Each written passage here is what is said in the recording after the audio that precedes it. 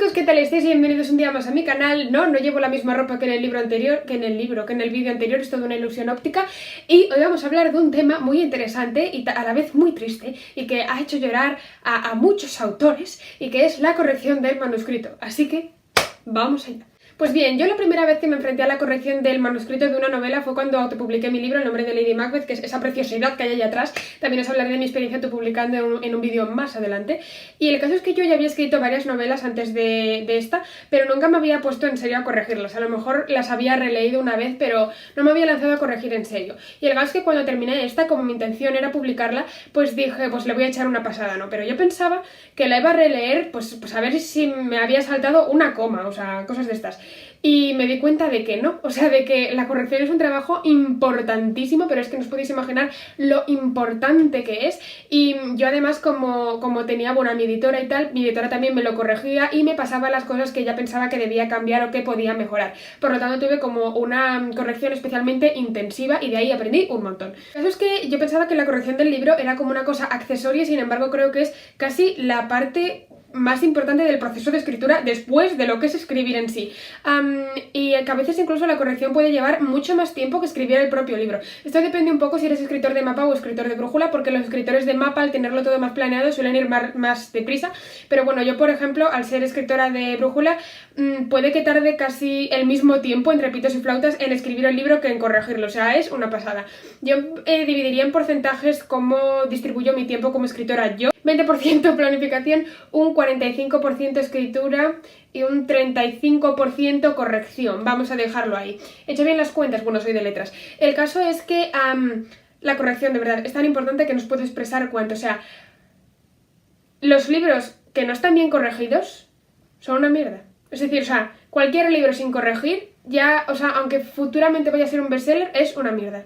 No os podéis imaginar lo importante que es la corrección, especialmente para autores de brújula. Es importante para todo, pero para los de brújula más, porque los de brújula vamos sin saber muy bien a dónde vamos y nos inventamos las cosas sobre la marcha. Entonces a veces nos repetimos un montón, hay incongruencias, porque claro, nos vamos inventando las cosas y por eso la corrección es tan importante. Hay que tener en cuenta que cuando terminas de escribir un libro, no tienes un manuscrito, tienes el borrador del borrador del borrador del borrador del borrador de un manuscrito. O sea, a partir de ahí, esa va a ser como tu pequeña piedra deforme que hay que ir, no, tu pequeño trozo de carbón ahí deforme y feo, que hay que ir puliendo hasta convertirlo en un bello diamante. Y eso lleva tiempo, esfuerzo, iba a decir dinero, pero no.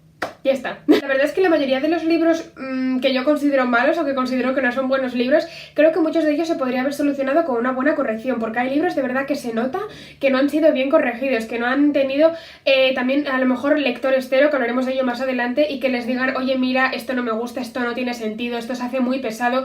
Libros que se nota que no han tenido un buen trabajo, que a lo mejor dices, esto como borrador está muy bien, pero es que necesitas seguir puliéndolo, porque de verdad todos los autores corrigen, todos los autores tienen que corregir. Puede que un autor novel tenga que corregir muchísimo más, porque al ser novato tiene muchísimos más errores, pero todos los autores tienen que corregir, porque nadie hace un manuscrito perfecto a la primera. Es imposible. El proceso de corrección yo al principio lo odiaba, o sea, yo os lo cuento, era como muy desesperante, porque, bueno, muchas veces a mí esto me pasa y creo que es algo bastante positivo, cuando te pones a corregir te parece una mierda.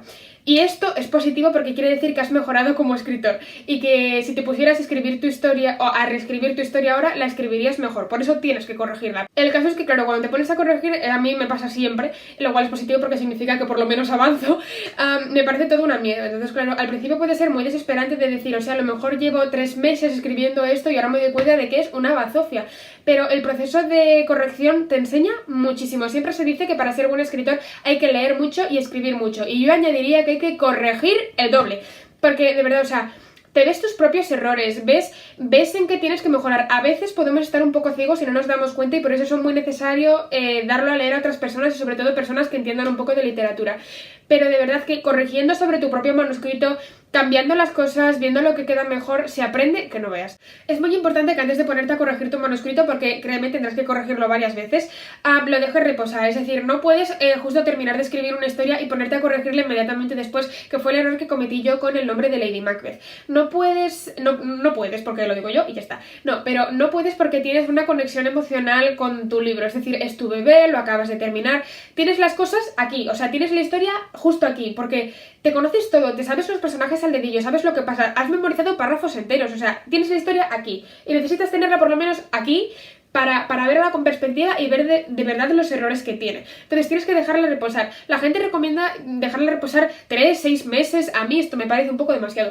Yo la verdad es que me basta con dejarla reposar a lo mejor un mes o 2. Sobre todo si escribo historias más largas, porque cuando empiece a corregir desde el principio, de lo del principio ya no me acuerdo y lo tengo lo suficientemente lejos como para verlo con perspectiva y poder ser crítica con mi propio trabajo. En cambio, si sigues encariñadísima de los personajes, si sigues pensando en la historia y dándole vueltas y tal, no es bueno que empieces a corregir porque estarás ciega, no verás los errores. Y muchas veces cuando nos ponemos a leer lo que hemos escrito nosotros, como lo hemos trabajado a lo mejor tanto e incluso no sabemos algunas partes, no nos fijamos en lo que leemos. No sé si me entiendo, no sé si me explico, es como cuando lees un libro que ya has leído muchísimas veces y ya ni lees porque te sabes las frases de memoria y no te fijas, pues esto es lo mismo, entonces hay que dejarlo reposar bastante. Yo suelo dejarlo reposar, es eso, 1 o 2 meses, incluso, no sé, mes y medio. Y luego hago una corrección general.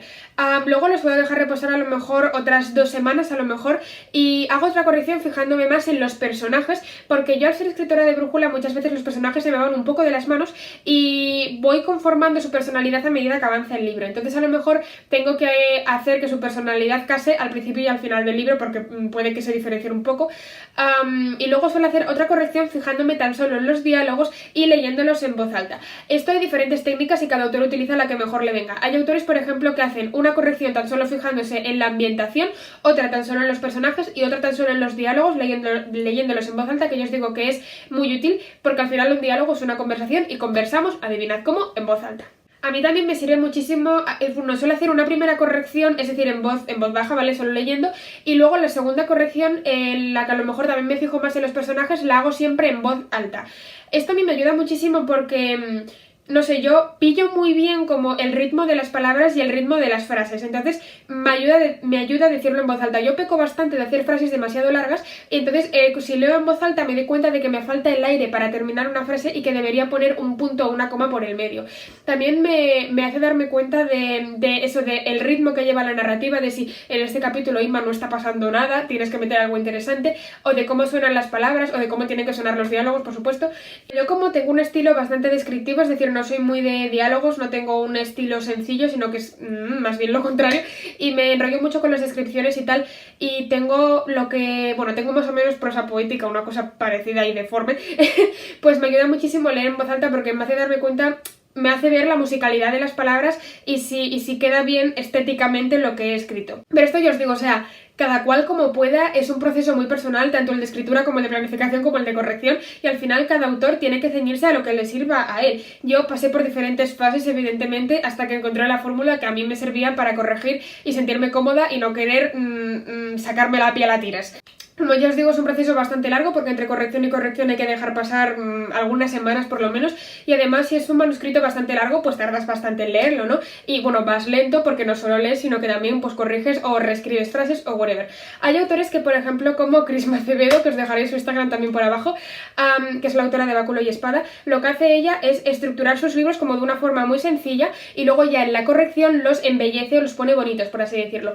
Y mi estilo, por ejemplo, al escribir y al corregir es completamente diferente. Yo lo escribo todo como bonito, por así decirlo, o sea, incluyo todo lo que quiero incluir y luego lo voy puliendo, sobre todo voy recortando en la corrección. Yo las correcciones recorto bastante porque soy muy dada a repetirme, porque no me acuerdo de lo que he escrito en el capítulo anterior al ser de brújula, y sobre todo tiendo a enrollarme muchísimo con sentimientos, descripciones, etcétera. Entonces al final meto bastante tijera y sobre todo suelo perfilar muy bien a los personajes porque ya os digo, se me suelen ir bastante de las manos. Y por ejemplo, en la corrección en la que estoy haciendo ahora mismo, pues mi objetivo principal es incluir diálogos, porque he incluido súper pocos, he abusado del estilo indirecto y hay que solucionarlo. Entonces claro, el proceso de corrección de cada libro también va a ir cambiando, hay que tenerlo en cuenta. Es muy importante descansar, no sentirse presionados y hacer lo que el cuerpo y la mente nos pide, es decir, aunque os pongáis como objetivo descansar un mes desde que habéis escrito el libro para empezar a corregirlo, si pasa el mes, si no os sentís preparados, no lo hagáis, porque es lo peor que podéis hacer, le vais a hacer flaco favor al libro y a vuestra salud mental.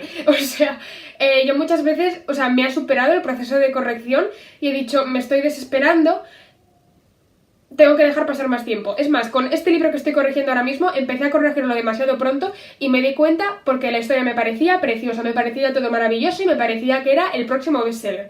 Y dije, Inma, debería ser una mierda a tus ojos. Así que lo dejé reposar unas semanas más y cuando volví a abrir el documento de Word dije, efectivamente, es una mierda, ya nos podemos poner a corregir. Y es eso, como es un proceso muy personal en el que también puede ser duro incluso emocionalmente, depende de cómo te emociones tú con tus personajes, ¿no? Hay gente súper emotiva que es que con cada escena llora. También déjate descansar emocionalmente, o sea, y si en medio de la descripción dices, o sea, estoy saturado ya, veo muchísimos fallos y me estoy desanimando, pues descansa un poco, escribe, planea otra novela, descansa tú como puedas y cada uno a su ritmo. Hay que entenderse muy bien porque, bueno, por lo menos para mí, escribir no es tan solo un proceso mental, sino que también es casi un proceso emocional. Entonces, pues hay que escuchar a cuerpo, alma y mente y hacer que todo fluya. Luego también es muy importante, una vez que se tiene, por ejemplo, la primera corrección o ya has hecho 2 correcciones, pasárselo a los lectores cero. Los lectores cero, los lectores beta son los primeros lectores de tu libro y son súper útiles, de verdad, porque son los que te van a señalar todos los fallos cuando aún estás a tiempo de cambiar algunas cosas. Hay a veces en los que los escritores cero pues te dicen cosas que son pues personales, ¿no? De opinión personal, de a mí personalmente no me gusta este personaje, pero quiero decir, tienes que hacer caso a tus lectores beta, pero dentro de unos límites. Si te señalan algo que a ellos personalmente no les gusta, si a ti te gusta y tú estás contenta, puedes dejarlo. Y por supuesto, si te señalan algo que ellos creen que está mal, si tú lo piensas, lo reflexionas y tal, y sigues creyendo que está bien y que a ti te gusta, lo dejas. Otra cosa es que todos tus lectores cero te señalen algo. En ese caso, por favor, hazles caso.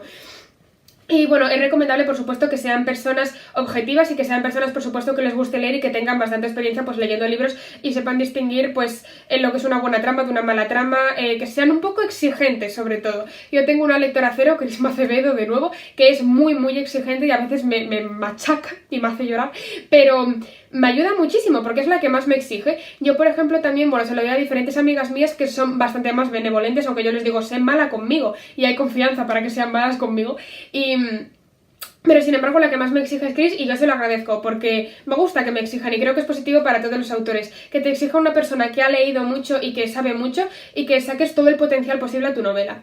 Además, bueno, yo creo que los lectores cero deben ser personas, eso por supuesto, que les guste leer y sobre todo personas que tengan la suficiente confianza contigo como para hacerte sufrir diciéndote lo horrible que es tu libro. Es decir, no es recomendable, yo creo, que mandes tu libro a, yo que sé, a bloggers que a lo mejor no conoces personalmente, incluso a youtubers o cosas así, porque si no hay la suficiente confianza no te van a poder decir, oye, que es una mierda. En cambio, un buen amigo, pues sí te lo va a poder decir. Y tampoco es recomendable a veces, yo que sé, que tu único lector cero sea tu madre, a lo mejor, porque las madres muchas veces no son objetivas, pese a que sí que tengan la confianza suficiente como para decirte esto es horrible, pero te quieren tanto que no lo van a ver. Yo, por ejemplo, sí que le doy todos mis libros a mi madre porque a ella le gusta leerlos y a mí me gusta que ella los lea, pero busco otros lectores cero. Y bueno, aparte mi madre sí que ella no se corta un pelo y es de las madres que te dicen que lo que es una mierda. Pero no todas las madres son tan fantásticas como la mía. Esta corrección de la que os he hablado yo es una corrección más bien de trama, personajes y de contenido del libro. Luego sí que es necesario, bueno, vistas a publicar, ¿no? Que se lo deis a un corrector ortogramatical, a un maquetador, etcétera, para que os corrija aspectos mucho más técnicos. Yo recomiendo que en la corrección del contenido no os frustréis con los aspectos técnicos, es decir, con qué tipo de guión pongo, qué tipo de comillas, aquí va sangría o no. No, que os centréis solo en el contenido. Este es mi consejo y es lo que hago yo, porque además a mí corregir aspectos técnicos no me gusta mucho porque tampoco entiendo de tipografía y tal, y en fin. Entonces, bueno, esto ha sido todo por hoy, chicos, que comprendáis que la corrección es un proceso muy importante, también es muy frustrante y puede ser muy duro, hay autores que la odian y yo he aprendido a amar la corrección, cosa de la que me siento muy orgullosa porque de verdad se aprende muchísimo y después de corregir eres un autor por lo menos 3 veces mejor. Así que bueno, muchísimas gracias por estar ahí, chicos, os dejo todas mis redes sociales por abajo y también diferentes vídeos del canal que si no los habéis visto pues los podéis ver, también dadle al like si os ha gustado, suscribiros al canal y dadle al tolón la campana y nada, muchísimas gracias por estar aquí y nos vemos la semana que viene. Más o menos a ver si me casan los porcentajes. Vamos a dividirlo en... Sí, 20% planificación,